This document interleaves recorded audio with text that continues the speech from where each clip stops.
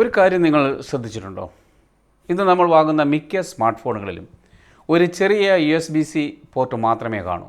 എന്നാൽ ഏറ്റവും പുതിയ ഒരു 4K ടിവിയുടെ പിൻഭാഗം നോക്കിയാൽ അവിടെ ഇപ്പോഴും ഒന്നിലധികം HDMI പോർട്ടുകൾ തന്നെയാണ് കാണപ്പെടുന്നത്.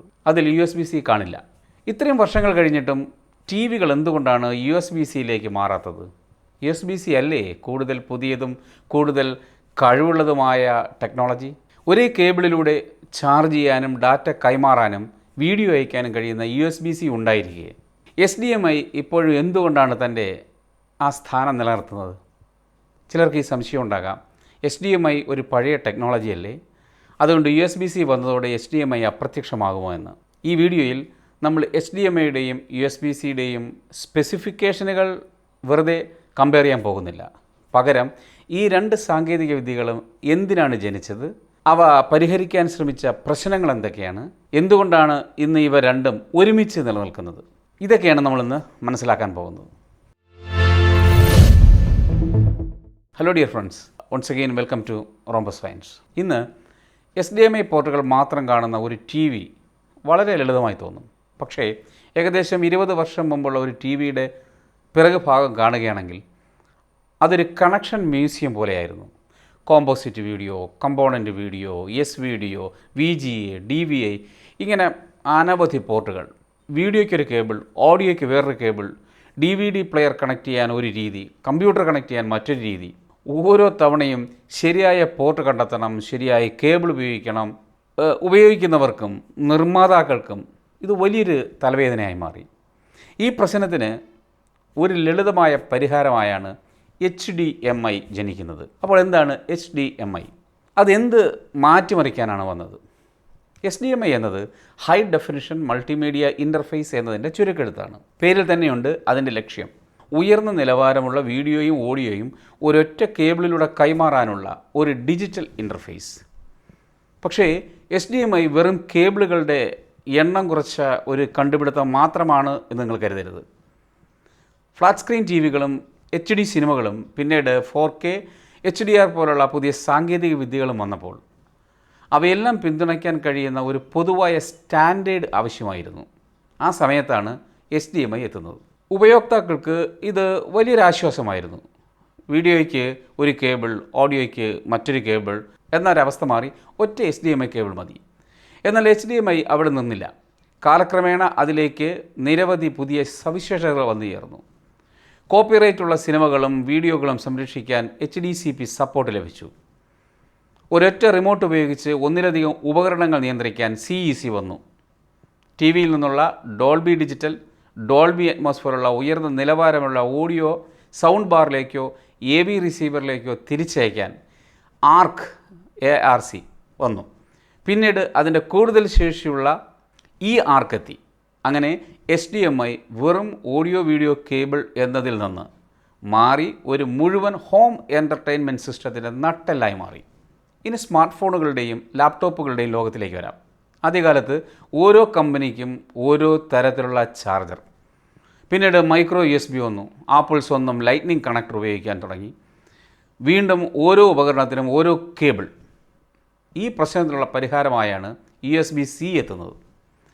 USB-C ഒരു പുതിയ ഡാറ്റ സ്റ്റാൻഡേർഡ് അല്ല, അതൊരു പുതിയ കണക്ടർ ഡിസൈനാണ്. രണ്ട് വശവും ഒരുപോലെ ഏത് രീതിയിലും കണക്ട് ചെയ്യാം.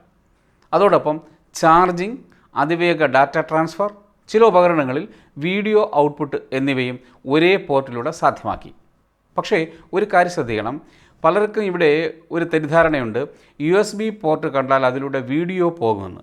അത് ശരിയല്ല. USB-C എന്നത് കണക്ടറിൻ്റെ രൂപം മാത്രമാണ്. അതിലൂടെ എന്തൊക്കെ പ്രവർത്തിക്കും എന്നത് ഉപകരണത്തിൻ്റെ ഡിസൈനിനെ ആശ്രയിച്ചിരിക്കും. ചില ഫോണുകളിൽ USB-C വഴി ചാർജിങ് മാത്രം ലഭിക്കും, ചിലതിൽ ഡാറ്റ ട്രാൻസ്ഫറും ലഭിക്കും. ചില ലാപ്ടോപ്പുകളിലും ചില സ്മാർട്ട് ഫോണുകളിലും ഡിസ്പ്ലേ പോർട്ട് ആർട്ട് മോഡ് പിന്തുണയ്ക്കുന്നതിനാൽ USB-C പോർട്ടിലൂടെ നേരിട്ട് മോണിറ്ററിലേക്ക് വീഡിയോ അയക്കാൻ കഴിയുകയും ചെയ്യും. അതിനാൽ USB-C പോർട്ട് ഉണ്ടെന്നതുകൊണ്ട് മാത്രം HDMI പോലെ വീഡിയോ ഔട്ട്പുട്ട് ഉറപ്പായും ലഭിക്കും എന്ന് പറയാൻ കഴിയില്ല. അപ്പോൾ ടി വിയിൽ USB-C മാത്രം നൽകിയാൽ പോരെ? ഇവിടെ ഒരു ചോദ്യം ഞാൻ ചോദിക്കുകയാണ്. എന്താണ് ടി വിയുടെ ജോലി? പുറത്തുനിന്നുള്ള വീഡിയോ സ്വീകരിച്ച് പ്രദർശിപ്പിക്കുക, ഒപ്പം ഓഡിയോ കേൾപ്പിക്കുക. ഇതാണല്ലോ ടി വിയുടെ ജോലി. ഇത് നമ്മൾ ഉപയോഗിക്കുന്ന game console, set top box, streaming box, blue ray player, AV receiver എന്നിവയിൽ മിക്കതും ഇപ്പോഴും HDMI ഉപയോഗിച്ചാണ് നിർമ്മിക്കപ്പെട്ടിരിക്കുന്നത്.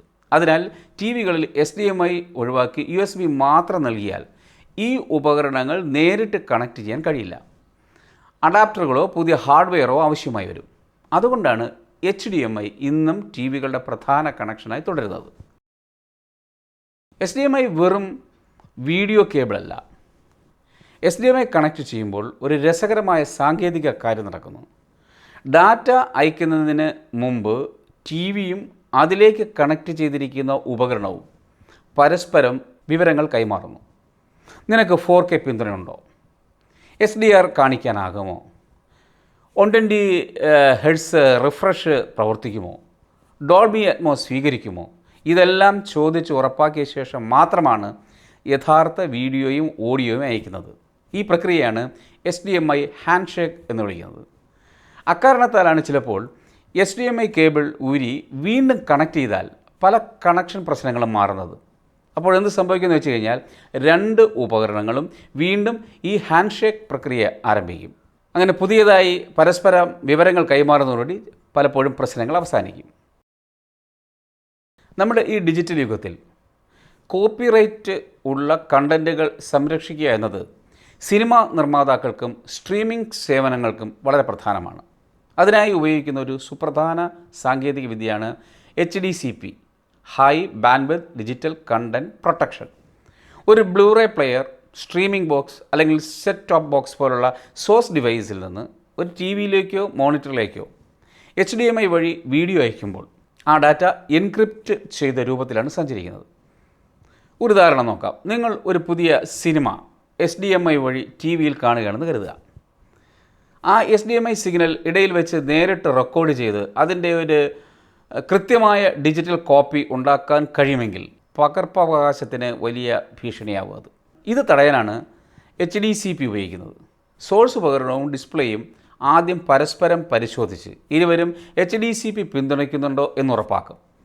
അതിനുശേഷമാണ് എൻക്രിപ്റ്റ് ചെയ്ത വീഡിയോ അയക്കുന്നത്. ഇടയിൽ HDCP പിന്തുണയ്ക്കാത്ത ഒരു ഉപകരണം കണക്ട് ചെയ്താൽ വീഡിയോ തന്നെ ലഭിക്കാതിരിക്കുകയോ അതല്ലെങ്കിൽ കറുത്ത സ്ക്രീൻ മാത്രമാവുകയോ ചെയ്യും. അതുകൊണ്ട് HDCP ഉള്ളപ്പോൾ HDMI സിഗ്നലിൽ നിന്ന് നേരിട്ട് ഒരു ഡിജിറ്റൽ കോപ്പി എടുക്കുന്നത് വളരെ പ്രയാസമായിരിക്കും. സിനിമാ വ്യവസായത്തിനും സ്ട്രീമിംഗ് സേവനങ്ങൾക്കും ഇത് വളരെ പ്രധാനപ്പെട്ട ഒരു സുരക്ഷാ സംവിധാനമാണ്. അതേസമയം ഈ സംരക്ഷണം മറികടക്കാൻ ശ്രമിക്കുന്ന ചില അനധികൃത ഉപകരണങ്ങളും രീതികളും നിലവിലുണ്ട്. അത് മറ്റൊരു യാഥാർത്ഥ്യം. HDCP ശരിയായി പ്രവർത്തിക്കാൻ HDMI കേബിളും ആവശ്യമായ നിലവാരം പാലിക്കണം. കേബിളിന് HDCP എന്ന പ്രത്യേക സാങ്കേതിക വിദ്യയില്ലെങ്കിലും HDCP എൻക്രിപ്റ്റ് ചെയ്ത ഡാറ്റ തടസ്സമില്ലാതെ കൈമാറാൻ HDMI സ്പെസിഫിക്കേഷൻ പാലിക്കുന്ന നല്ല നിലവാരമുള്ള കേബിൾ വേണം. അതുകൊണ്ടാണ് ചില കേബിളുകളിൽ HDCP കംപ്ലൈൻറ്റ് എന്ന് പരസ്യം ചെയ്യുന്നത്. ടി വി ഓൺ ചെയ്തപ്പോൾ തന്നെ സൗണ്ട് ബാർ അല്ലെങ്കിൽ AV റിസീവർ തനിയെ ഓണാകുന്നത് കണ്ടിട്ടുണ്ടായി നിങ്ങൾ. അല്ലെങ്കിൽ പ്ലേ സ്റ്റേഷൻ ഓൺ ചെയ്ത ഉടനെ തന്നെ ടി വി അതേ HDMI ഇൻപുട്ടിലേക്ക് സ്വയം മാറുന്നതും കണ്ടിട്ടുണ്ടായിരിക്കും. ഇതിനെല്ലാം കാരണം HDMI CEC ആണ്. CEC എന്നത് കൺസ്യൂമർ ഇലക്ട്രോണിക് കൺട്രോൾ എന്നതിൻ്റെ ചുരുക്കെഴുത്താണ്. HDMI കേബിളിലൂടെ വീഡിയോയും ഓഡിയോയും മാത്രമല്ല ചെറിയ കൺട്രോൾ കമാൻഡുകളും സഞ്ചരിക്കുന്നുണ്ട്. ഉദാഹരണത്തിന് TV സൗണ്ട് ബാറിനോട് പറയും, ഞാൻ ഓണായി, നീയും ഓണാകൂ.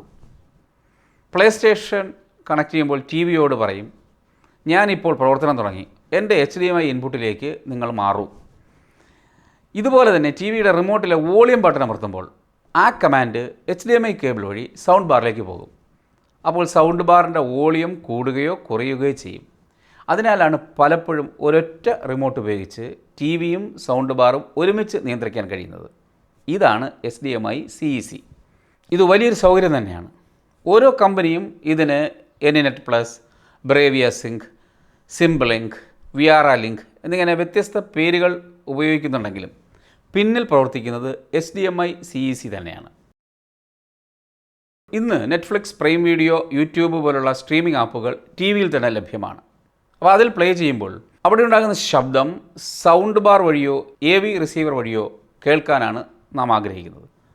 അപ്പോൾ TVയിൽ നിന്ന് ഓഡിയോ പുറത്തേക്ക് തിരിച്ചയക്കേണ്ടി വരും. അതിനായാണ് ഓഡിയോ റിട്ടേൺ ചാനൽ അഥവാ ആർക്ക് വന്നത്. പിന്നീട് Dolby true HD, Dolby Atmos, DTS X പോലുള്ള ഉയർന്ന ബിറ്റ് റേറ്റും ഉയർന്ന നിലവാരവുമുള്ള ഓഡിയോ ഫോർമാറ്റുകൾ വന്നപ്പോൾ ആർക്കിൻ്റെ ശേഷി മതിയാകാതെ വന്നു. അതിനുള്ള പരിഹാരമായിട്ടാണ് ആർക്ക് വന്നത്, എൻഹാൻസ്ഡ് ഓഡിയോ റിട്ടേൺ ചാനൽ. ആർക്ക് ഉപയോഗിക്കുമ്പോൾ ടി വിയിൽ പ്ലേ ചെയ്യുന്ന ഉയർന്ന നിലവാരമുള്ള ഓഡിയോ കംപ്രഷനോ ഗുണനിലവാര നഷ്ടമോ ഇല്ലാതെ സൗണ്ട് ബാറിലേക്ക് അല്ലെങ്കിൽ AV റിസീവറിലേക്ക് എത്തിക്കാൻ കഴിയും. അതുകൊണ്ടാണ് ഇന്ന് മികച്ച ഹോം തിയേറ്റർ അനുഭവത്തിന് ആർക്ക് ഒരു പ്രധാന സവിശേഷതയായി കണക്കാക്കപ്പെടുന്നത്. ഇവിടെയാണ് പലർക്കും ഒരു സംശയം വരുന്നത്. ചില കമ്പ്യൂട്ടർ മോണിറ്ററുകളിൽ USB-C പോർട്ട് കാണും, പക്ഷേ ടി വിയിൽ അത് അപൂർവമായിരിക്കും. എന്തുകൊണ്ടാണ്? കാരണം ഒരു ലാപ്ടോപ്പിന് USB-C വലിയൊരു സൗകര്യമാണ്. പല USB-C മോണിറ്ററുകളിലും മൗസ്, കീബോർഡ്, പെൻഡ്രൈവ് എന്നിവ കണക്ട് ചെയ്യാൻ USB പോർട്ടുകളുണ്ടായിരിക്കും. അവയെല്ലാം ഒരൊറ്റ USB-C കേബിൾ വഴിയാണ് ലാപ്ടോപ്പുമായി ബന്ധപ്പെടുന്നത്. അതിനാൽ മോണിറ്റർ ഒരു ഡിസ്പ്ലേ മാത്രമല്ല, USB ഉപകരണങ്ങൾ കണക്ട് ചെയ്യാനുള്ള ഒരു കേന്ദ്രം അഥവാ ഹബ്ബ് കൂടിയായി പ്രവർത്തിക്കുന്നു. ഒരു ഓഫീസ് ടേബിളിലോ അല്ലെങ്കിൽ വർക്ക് സ്റ്റേഷനിലോ ഇത് വലിയൊരു സൗകര്യമാണ്. എന്നാൽ ഒരു ലിവിംഗ് റൂമിലെ TVയുടെ ജോലി ഇതല്ല. അവിടെ പ്രധാനമായും game console, streaming box, set top box, blue ray player തുടങ്ങിയവയിൽ നിന്ന് വീഡിയോയും ഓഡിയോയും സ്വീകരിക്കുകയാണ് ചെയ്യേണ്ടത്. അതുകൊണ്ടാണ് TVകളിൽ നിന്നും HDMI ഏറ്റവും അനുയോജ്യമായ കണക്ഷനായി നിലനിൽക്കുന്നത്. പലരും കരുതുന്നത് HDMI ഒരു പഴയ ടെക്നോളജിയാണെന്നാണ്. പക്ഷേ യാഥാർത്ഥ്യം അതല്ല. HDMI ഇന്നും തുടർച്ചയായി വികസിച്ചുകൊണ്ടിരിക്കുകയാണ്. 8K videos, 4K video with 120 Hz refresh rate, variable refresh rate, auto low latency mode, dynamic HDR, ARC അങ്ങനെ ഓരോ പുതിയ പതിപ്പിലും പുതിയ ഫീച്ചേഴ്സ് ചേർത്തുകൊണ്ടേയിരിക്കുന്നു. അതുകൊണ്ടാണ് HDMI എന്നും പ്രസക്തമായിരിക്കുന്നത്. എന്ന് മാത്രമല്ല, പുതിയ ആവശ്യങ്ങൾക്കനുസരിച്ച് വളർന്നുകൊണ്ടിരിക്കുന്ന ഒരു സാങ്കേതിക വിദ്യ കൂടിയാണത്. USB-C ഒരിക്കലെങ്കിലും HDMIയെ റീപ്ലേസ് ചെയ്യാൻ സാധ്യതയുണ്ടോ? ഭാവിയിൽ എന്താണ് സംഭവിക്കുന്നതെന്ന് എനിക്ക് കൃത്യമായി പറയാൻ കഴിയില്ല. പക്ഷേ സമീപ ഭാവിയിൽ എല്ലാ TVകളും HDMI ഉപേക്ഷിച്ച് USB-C മാത്രം ഉപയോഗിക്കും എന്ന് തോന്നുന്നില്ല. കാരണം ഇന്ന് ലോകത്തെമ്പാടും കോടിക്കണക്കിന് HDMI ഉപകരണങ്ങൾ ഉപയോഗത്തിലുണ്ടെന്ന് ഞാൻ നേരത്തെ പറഞ്ഞു. ഇവയെല്ലാം ചേർന്ന ഒരു വലിയ ഇക്കോസിസ്റ്റം, അതായത് game console, AV receiver, blue ray players, streaming device, professional camera, ഇതെല്ലാം ചേർന്ന ഒരു വലിയ എക്കോസിസ്റ്റത്തിൻ്റെ കേന്ദ്രമാണ് ഈ HDMI എന്നത്. അതുകൊണ്ട് USB-Cയും HDMIയും പരസ്പരം മത്സരിക്കുന്ന സാങ്കേതിക വിദ്യകളല്ല. അവ രണ്ടും വ്യത്യസ്ത ആവശ്യങ്ങൾക്കായി രൂപകൽപ്പന ചെയ്ത രണ്ട് വ്യത്യസ്ത പരിഹാര മാർഗങ്ങളാണ്. ഇനിയിപ്പോൾ ആദ്യത്തെ ചോദ്യം ഞാൻ ഒന്നുകൂടി ചോദിക്കുകയാണ്. ഫോണിൽ USB-C, TVയിൽ HDMI എന്തുകൊണ്ടാണ്? ലളിതമായ ഉത്തരം ഇതാണ്. USB-C രൂപകൽപ്പന ചെയ്തത് വിവിധ തരത്തിലുള്ള ഉപകരണങ്ങളിൽ ചാർജിങ്ങും ഡാറ്റയും ആവശ്യമായെടുത്ത് പരമാവധി സൗകര്യം നൽകാനാണ്. എന്നാൽ HDMI രൂപകൽപ്പന ചെയ്തിരിക്കുന്നത് ഉയർന്ന നിലവാരമുള്ള ഓഡിയോയും വീഡിയോയും വിശ്വസനീയമായി ഹോം എൻ്റർടൈൻമെൻറ്റ് ഉപകരണങ്ങൾക്കിടയിൽ കൈമാറാൻ വേണ്ടിയിട്ടാണ്. അതുകൊണ്ടാണ് ഇന്നും ഈ രണ്ട് സാങ്കേതിക വിദ്യകളും ഒരുമിച്ച് നിലനിൽക്കുന്നത്. രണ്ടും ഒരേ ജോലി ചെയ്യാനല്ല രൂപകൽപ്പന ചെയ്തിരിക്കുന്നത്, മറിച്ച് രണ്ടും അവരവരുടെ മേഖലയിൽ ഏറ്റവും മികച്ച ജോലി ചെയ്യാൻ വേണ്ടിയിട്ടാണ്. ഇപ്പോൾ നിങ്ങൾക്ക് മനസ്സിലായില്ലേ എന്തുകൊണ്ടാണ് HDMI TVകളിൽ തുടരുന്നതും USB-C ഫോണുകളിലും ലാപ്ടോപ്പുകളിലും ആധിപത്യം പുലർത്തുന്നതെന്ന്? ഈ വീഡിയോ നിങ്ങൾക്ക് ഉപകാരപ്പെട്ടെങ്കിൽ ഒരു ലൈക്ക് ചെയ്യാൻ മറക്കരുത്. ഇത്തരം ടെക്നോളജികളുടെ പിന്നിലെ ശാസ്ത്രം ലളിതമായി മനസ്സിലാക്കാൻ ഈ ചാനൽ സബ്സ്ക്രൈബ് ചെയ്യാനും മറക്കരുത്. അപ്പോൾ മറ്റൊരു വീഡിയോയുമായി അടുത്ത ആഴ്ച വീണ്ടും കാണാം. അതുവരെ വളരെ നന്ദി, നമസ്കാരം.